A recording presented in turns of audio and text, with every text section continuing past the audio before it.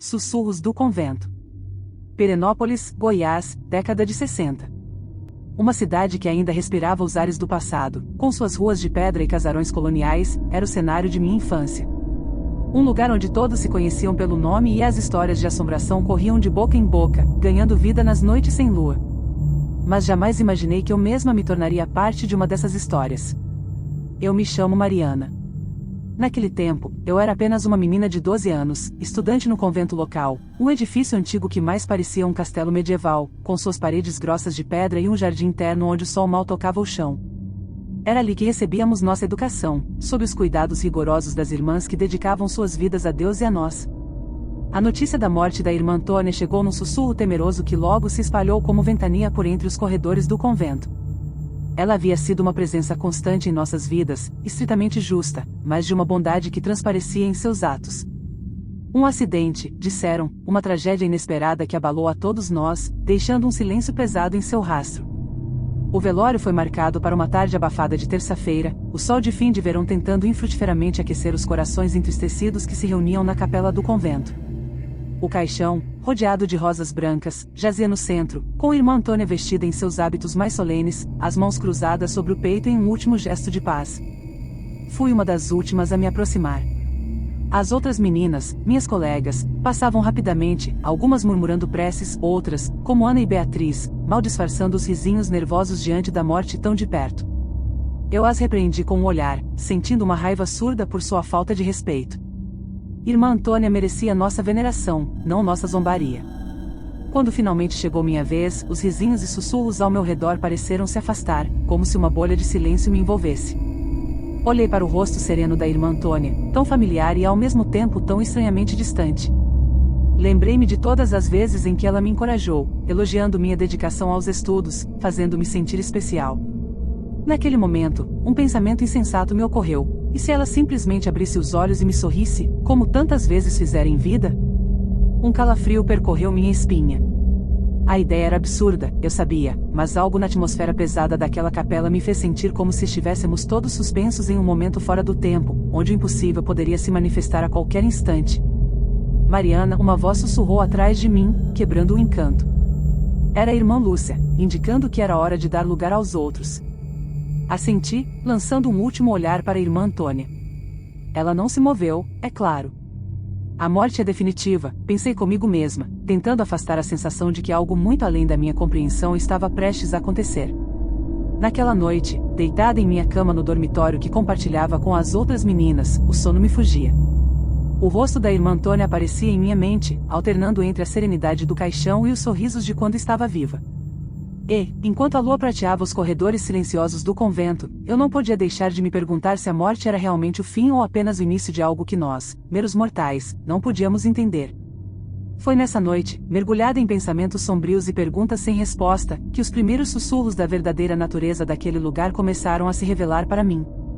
Eu só não sabia, ainda, que estava à beira de desvendar segredos que iriam muito além da morte da irmã Antônia. Segredos que, talvez, fosse melhor permanecerem ocultos.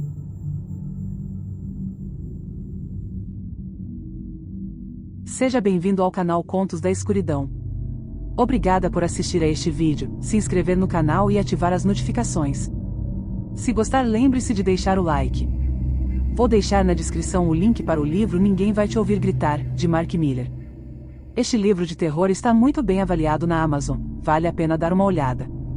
Muito obrigada por comprar pelo link, porque você ajuda na manutenção do canal. Nos dias seguintes à morte da irmã Antônia, uma espécie de névoa invisível pareceu envolver o convento de Pirenópolis. Era como se a tristeza e o luto tivessem se impregnado nas paredes de pedra, tornando os corredores ainda mais silenciosos, as aulas mais arrastadas e os sorrisos mais forçados. Eu sentia, no entanto, que havia algo mais, uma presença quase palpável, espreitando nas sombras, aguardando.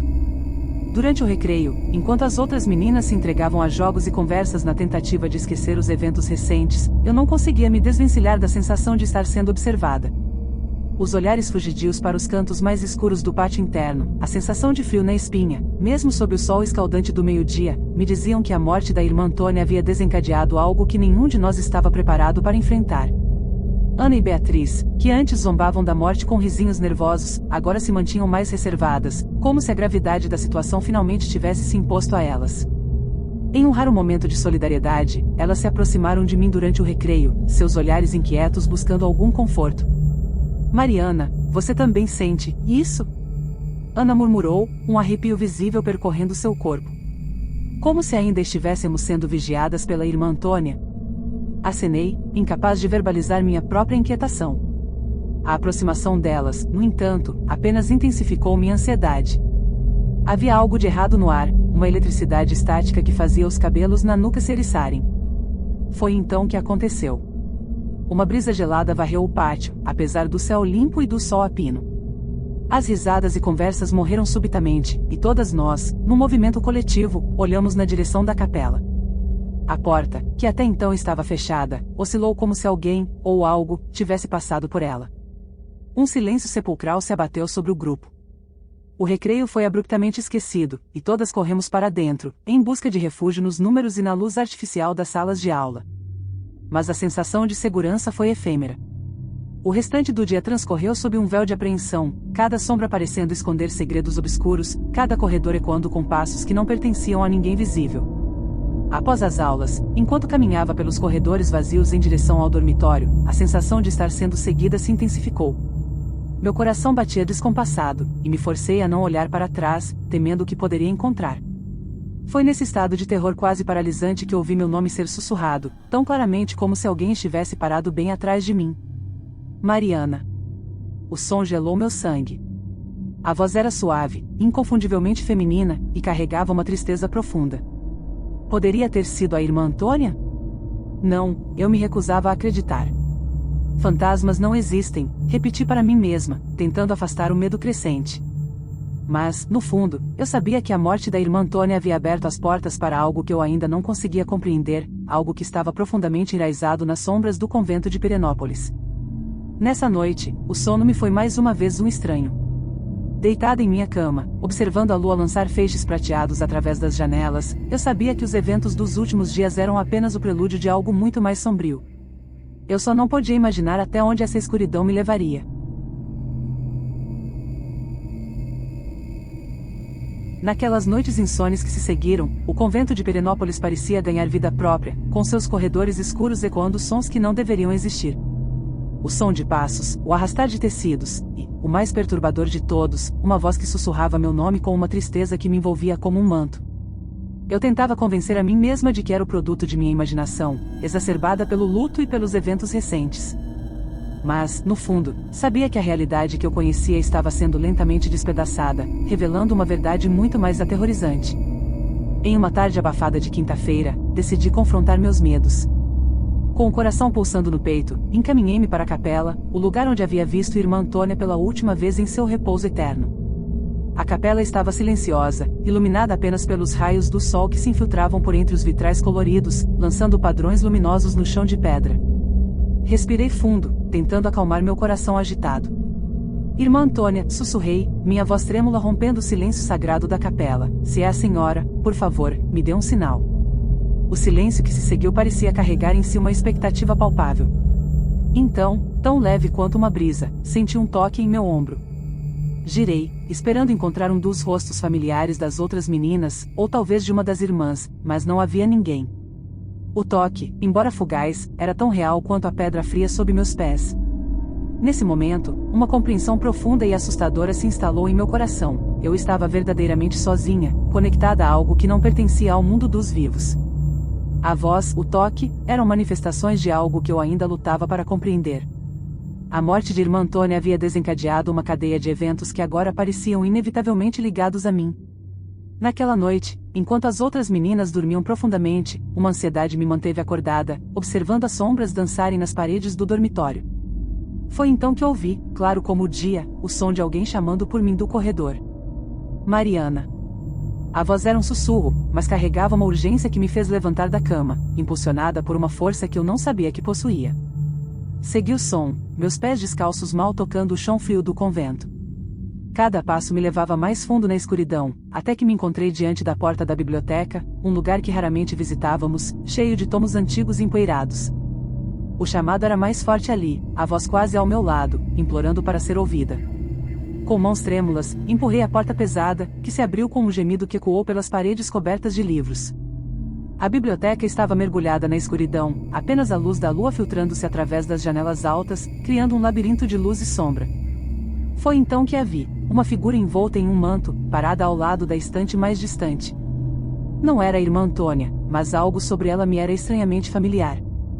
A figura moveu-se, como se flutuasse, aproximando-se lentamente. Meu coração batia tão forte que eu temia que pudesse ouvi-lo. Ela estendeu a mão, um gesto de súplica, e sussurrou novamente, uma tristeza imensa em sua voz. Mariana, ajude-me. A luz da lua iluminou seu rosto, revelando traços que me eram queridos, porém marcados por uma dor profunda. Era uma visão que desafiava tudo o que eu sabia sobre a vida e a morte, uma revelação que mudaria meu destino para sempre. A figura diante de mim, banhada pela luz da lua, era ao mesmo tempo familiar e totalmente estranha. Meu coração pulsava com uma mistura de medo e fascínio. Quem é você? A pergunta escapou dos meus lábios antes que eu pudesse contê-la. A figura, um espectro envolto nas sombras da noite, permaneceu em silêncio, seus olhos fixos nos meus. E então, como se o simples ato de reconhecimento tivesse rompido uma barreira invisível, um turbilhão de imagens inundou minha mente. Eram memórias, não minhas, mas vividas através dos olhos de outra pessoa. Vi o convento, não como o conhecia, mas mais antigo, mais vivo, repleto de rostos que nunca tinha visto. Entre essas imagens, uma constante, a figura diante de mim, uma jovem freira cujo sorriso irradiava uma bondade pura.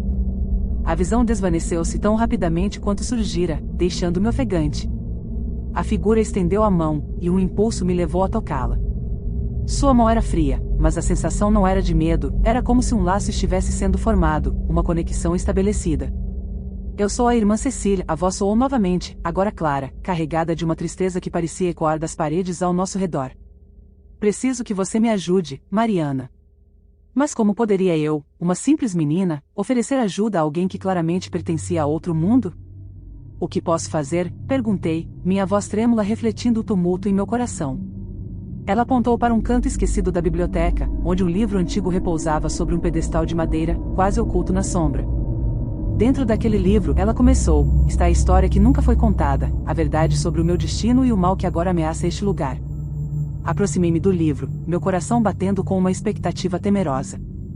O couro estava gasto pelo tempo, as páginas amareladas e frágeis ao toque.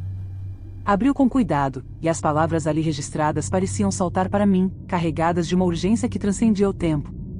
Irmã Cecília havia sido uma freira devotada, cuja bondade e compaixão a tornaram querida por todos no convento.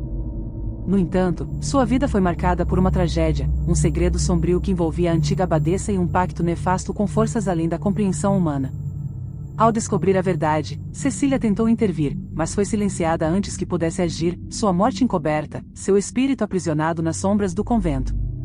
Agora você sabe, a voz de Cecília ressoou, mais fraca agora, como se a revelação da verdade a tivesse esgotado. E com esse conhecimento, você carrega a chave para libertar não apenas a mim, mas este lugar do mal que o corrompeu. A responsabilidade dessa missão pesava sobre mim como uma montanha. Como poderia enfrentar tal mal, eu que mal conseguia compreender o mundo ao meu redor? No entanto, olhando nos olhos de Cecília, vi não apenas o reflexo de sua dor, mas também de sua esperança. Eu vou ajudá-la, prometi, embora minha voz tremesse. Não sei como, mas encontrarei um jeito. Ela sorriu, um sorriso triste, mas cheio de gratidão. Eu estarei com você, sussurrou, antes de desvanecer na luz prateada da lua, deixando-me sozinha com o livro e a promessa que eu havia feito. A noite avançava silenciosa enquanto eu permanecia na biblioteca, mergulhada nas sombras e segredos do passado. Sabia que o caminho à minha frente estava repleto de perigos, mas também de verdades que precisavam ser reveladas. Armada com a história de Irmã Cecília e a determinação que brotava em meu coração, eu estava pronta para enfrentar o que quer que fosse necessário para cumprir minha promessa. Naquele momento, um novo capítulo da minha vida estava começando, um que me levaria às profundezas do desconhecido, confrontando o mal que se escondia nas sombras do convento de Pirenópolis. Eu não estava mais sozinha, Cecília e a verdade eram agora meus companheiros nesta jornada sombria. Naquela noite, a escuridão dentro do convento de Pirenópolis parecia respirar, pulsante com uma vida própria. Com o antigo manuscrito em mãos, caminhei pelos corredores silenciosos até a capela, onde a última batalha entre a luz e as sombras seria travada. A lua, escondida atrás de nuvens pesadas, negava-me sua bênção, deixando-me sozinha com as sombras que eu estava prestes a enfrentar. O ar na capela estava frio, mais gelado do que o normal, como se o próprio lugar antecipasse o confronto iminente.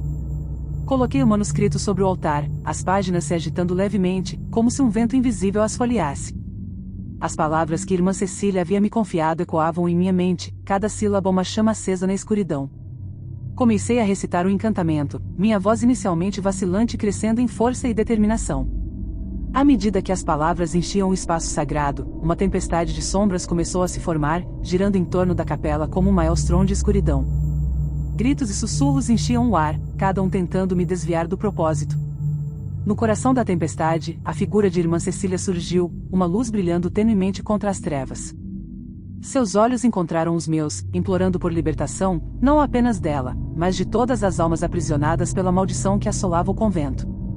As sombras se adensaram, formando a figura de uma entidade que eu sabia ser a antiga abadesa, a arquiteta do mal que envenenara este lugar sagrado. Sua forma era uma massa de trevas, olhos brilhando com uma malevolência fria. Ela avançou, as sombras estendendo-se como garras em minha direção. A batalha era agora não apenas de palavras, mas de vontade contra vontade. Cada verso do encantamento era um golpe contra a escuridão, cada linha uma defesa contra o mal que buscava me envolver. A abadesa sibilava promessas de desespero e derrota, mas eu permanecia firme, sustentada pela justiça da minha causa. Com um grito final, lancei as últimas palavras do encantamento, um feixe de luz irrompendo de mim, cortando a escuridão. Houve um grito terrível, não de uma, mas de muitas vozes, enquanto a sombra da abadesa se contorcia e finalmente se desfazia, consumida pela luz que emanava do meu ser. O silêncio que se seguiu foi absoluto. A luz do amanhecer começou a se infiltrar na capela, revelando irmã Cecília uma última vez. Ela sorriu para mim, uma expressão de paz e gratidão, antes de desaparecer na luz crescente, sua alma finalmente libertada. Mas a vitória teve seu preço. O convento jamais seria o mesmo, e eu tampouco. Marcada pela batalha, sentia dentro de mim uma sombra residual, um lembrete constante do que enfrentei. As sombras haviam sido vencidas, mas a um custo que eu levaria comigo para sempre. A luz do amanhecer banhava o convento, um novo dia nascendo sobre Perenópolis. Mas para aqueles que conheciam a verdadeira história do que aconteceu aqui, cada sombra carregaria sempre a memória de uma noite em que o mal foi confrontado e vencido, não pela força, mas pela coragem de uma única alma disposta a enfrentar as trevas. E assim, a história de irmã Cecília, a maldição do convento e minha própria jornada se entrelaçariam nas sombras de Perenópolis, um lembrete eterno de que, mesmo nas mais profundas trevas, há sempre espaço para a luz, embora às vezes essa luz possa ter um preço. Ficamos por aqui no vídeo de hoje. Se você gostou, lembre-se de deixar o like e um comentário, porque isso me incentiva a trazer mais contos de terror assustadores para você. Continue comigo em mais histórias assustadoras. Basta clicar em um dos 2 vídeos que estão aparecendo para você agora. Te vejo lá dentro, se você tiver coragem.